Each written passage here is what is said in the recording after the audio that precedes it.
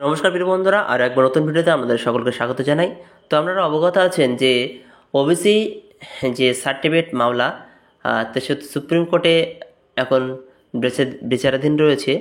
এখনও তার মূল শুনানি হয়নি। ফাইনাল রায়দান যতদিন না হচ্ছে ততদিন পর্যন্ত কিন্তু ওবিসি যে সংক্রান্ত মামলা সেটি আটকে রয়েছে। অর্থাৎ ওবিসি মামলা সংক্রান্ত হাইকোর্টের যে রায় তার উপরে কিন্তু স্থগিতাদেশ এখনও পর্যন্ত সুপ্রিম কোর্ট দেয়নি। তো ইতিমধ্যেই আপনারা জানেন বিভিন্ন চাকরির পরীক্ষায় নিয়োগ বন্ধ রয়েছে। ওবিসি সংক্রান্ত মামলা ক্লিয়ার না হওয়া পর্যন্ত অনেক ক্যান্ডিডেট কিন্তু পরীক্ষার থেকে বঞ্চিত হচ্ছেন সুযোগ থেকে। তো ইতিমধ্যেই আমরা দেখতে পাচ্ছেন বা দেখলেন যে নতুন করে রাজ্য সরকার ওবিসিদের নিয়োগ করে সম্পন্ন করার চেষ্টা করছিল, কিন্তু অবশেষে সেই খবর জানার পরে হাইকোর্টের থেকে বিচারপতিরা আমরা দেখতে পাই যে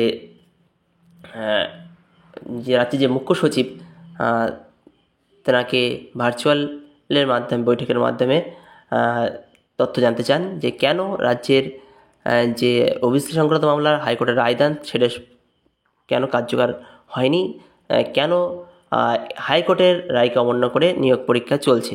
তো এই খবর পাওয়ার পরে হাইকোর্ট থেকে নতুন করে মুখ্য সচিবকে হাজিরার নির্দেশ দেন। তো সেখানে আমরা দেখতে পাচ্ছি যে তিনি বলেছেন কড়া পদক্ষেপ নেওয়া হবে। বিষয়টি আমার জানা ছিল না এবং ভুল হয়ে গেছে, এই ধরনের একটা তথ্য আমরা জানতে পেরেছি এবং আমাদের সাথে সেটা শেয়ার করেছি। তো অবশেষে রাজ্যের ওবিসি সমীক্ষা নিয়ে নয়া পথের ভাবনা কিন্তু রাজ্য সরকার চালাচ্ছে। তো সেখানে কি কি পদ্ধতি অবলম্বন করা হবে সেটা দেখে নেব আমরা। তো দেখুন, রাজ্যের অন্যান্য অনগ্রসর শ্রেণীর জন্য সংরক্ষণ খারিজ হয়েছে কলকাতা হাইকোর্টে। আদালতের নির্দেশে বাতিল হয়েছে ওবিসি শংসাপত্র। এমন সিদ্ধান্তের বিরুদ্ধে রাজ্য সরকার আজ যে এখন সুপ্রিম কোর্টে বিবেচনাধীন, তারই মধ্যে নতুন করে ওবিসি সমীক্ষার কাজ শুরু করে দিয়েছে রাজ্য সরকার। জেলা শাসকদের কাছে নির্দেশ পাঠিয়ে এবং প্রশ্ন বেঁধে দিয়ে ওই সমীক্ষা শুরু করতে বলা হয়েছে। আইনি লড়াই চলাকালীন রাজ্যের এমন পদক্ষেপ প্রশ্ন তুলল বিরোধীরা। তবে সরকারি একটি সূত্রের ইঙ্গিত রাজ্যে আগামী বিধানসভা নির্বাচনের আগে আর্থিকভাবে অনগ্রসর মুসলিমদের যাতে সংরক্ষণের আওতায় রাখা যায় সেই দিকে নজর রেখে বিকল্প পথ ভাবতে শুরু করেছে মমতা বন্দ্যোপাধ্যায় সরকার। প্রয়োজনে আর্থিকভাবে দুর্বল অংশের আওতায় চাকরি ও শিক্ষাক্ষেত্রে সংরক্ষণ দেওয়া যায় কিনা সেই সম্ভাবনাও ভেবে দেখা হচ্ছে সরকারি স্তরে। অর্থাৎ যারা আর্থিকভাবে পিছিয়ে আছে তাদেরকে কিন্তু সংরক্ষণ দেওয়া হবে, সমীক্ষার মাধ্যমে সেটা কিন্তু যাচাই করা হবে। সূত্রের খবর, রাজ্যের অনগ্রসর কমিশনের তরফে জেলাশাসকদের সঙ্গে ভিডিও কনফারেন্সে ওবিসি সমীক্ষার পরিকল্পনার ব্যাখ্যা করা হয়েছে প্রথমে। তারপরে সরকারি বিজ্ঞপ্তি জারি করে ব্লক ও পুরসভা স্তরে কীভাবে কতজন সমীক্ষক কাজ করবেন জানিয়ে দেওয়া হয়েছে তাও। কেন্দ্রের তালিকা অনুযায়ী 62টি জাত এবং 113টি উপজাতের সাবকাস্ট কথা জানিয়ে সমীক্ষা চালাতে বলা হয়েছে, যার নাম দেওয়া হয়েছে বেঞ্চমার্ক সার্ভে। সঙ্গে দেওয়া হয়েছে সমীক্ষার জন্য নমুনা প্রশ্নের তালিকাও। সাছার এবং রঙ্গনাথ মিশ্র কমিশনের রিপোর্ট পরপর আসার পরে 2010 সালের 7ই মার্চ তদানীন্তন বামফ্রন্ট সরকারের মুখ্যমন্ত্রী বুদ্ধদেব ভট্টাচার্য ওবিসি সংরক্ষণে নতুন পদক্ষেপ ঘোষণা করেছিলেন। ওবিসির জন্য চালু 7% সঙ্গে যোগ করা হয়েছিল আরও 10% সংরক্ষণ, যার ফলে মুসলিমদের মধ্যে আর্থিকভাবে পিছিয়ে থাকা অংশ ওবিসির তালিকায় সংরক্ষণের আওতায় আসতে পেরেছিল। তার আগে সমীক্ষা চালিয়ে জেলা কসাই কুরিশি নস্য জোলা শেখ সহ কয়েকটি মুসলিম গোষ্ঠীকে আর্থসামাজিকভাবে পিছিয়ে থাকার কারণে ওই তালিকা অন্তর্ভুক্ত করা হয়েছিল। রাজ্য সরকার বদলের পরে সেই তালিকা লম্বা হয়েছে, কিন্তু বিধি মেনে এই কাজ করা হয়নি বলে কারণ দেখি হাইকোর্টে ওবিসি সংরক্ষণ বাতিল হয়েছে। সেই আইন প্রক্রিয়ায় নিষ্পত্তি হওয়ার আগেই ফের সমীক্ষার পরিকল্পনা নিয়েছে রাজ্য।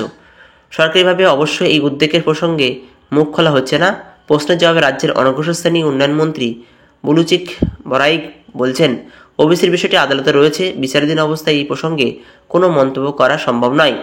তবে রাজ্য প্রশাসনের এক কর্তার মতে সুপ্রিম কোর্ট কোনো স্থগিতাদেশ দেয়নি, হাইকোর্টের নির্দেশ বহাল আছে। আদালতের দিকটা পরিষ্কার না হলে কোনো সিদ্ধান্ত হবে না।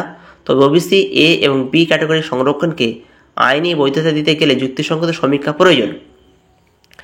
সরকারি ওই কর্তার আরও বক্তব্য, আগের সরকারের মুখ্যমন্ত্রী বলেছিলেন একই পেশার থেকে বা আর্থিকভাবে পিছিয়ে থেকেও মুসলিম হওয়ার কারণে যারা সংরক্ষণের সুবিধা পাচ্ছেন না, ওবিসির মাধ্যমে সেখানে সমতা বিধানের চেষ্টা হলো।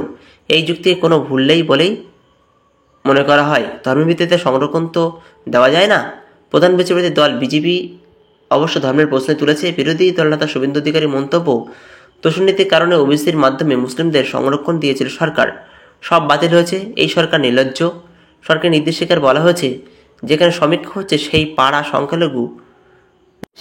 সংখ্যালঘুরা মিশ্র পানীয় জল নিতে সমস্যা হয় কিনা, রান্না করার খাবার প্রতিবেশীদের মধ্যে ভাগ করা হয় কিনা, সামাজিক অনুষ্ঠানে ডাকা হয় কিনা, কেউ মারা গেলে সৎকারের সমস্যা আছে কিনা, এমন সব প্রশ্নের জবাব খুঁজতে হবে। সেই সূত্রে রাজ্যে বিজেপির সাধারণ সম্পাদক জগন্নাথ চট্টোপাধ্যায়ের দাবি, রামমোহন বিদ্যাসাগরের বাংলায় এমন পরিস্থিতি আছে কি কোথাও? এটা কী ধরনের সমীক্ষা? যে 113টি গোষ্ঠীর কথা বলা হয়েছে তার প্রায় সবই মুসলিম। হিন্দুরা ওবিসি তালিকায় আর নাম তোলার সুযোগ পাবেন না। পিছনের দরজাতে মুসলিমদের ফের সংরক্ষণ পাইয়ে দিতে চাইছে রাজ্য সরকার।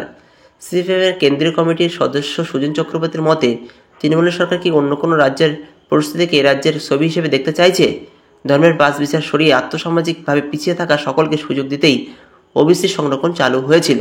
এই সরকার নিয়ম না মেনে সবটা গোলমাল পাকিয়ে এখন নানা রকম কৌশল করছে।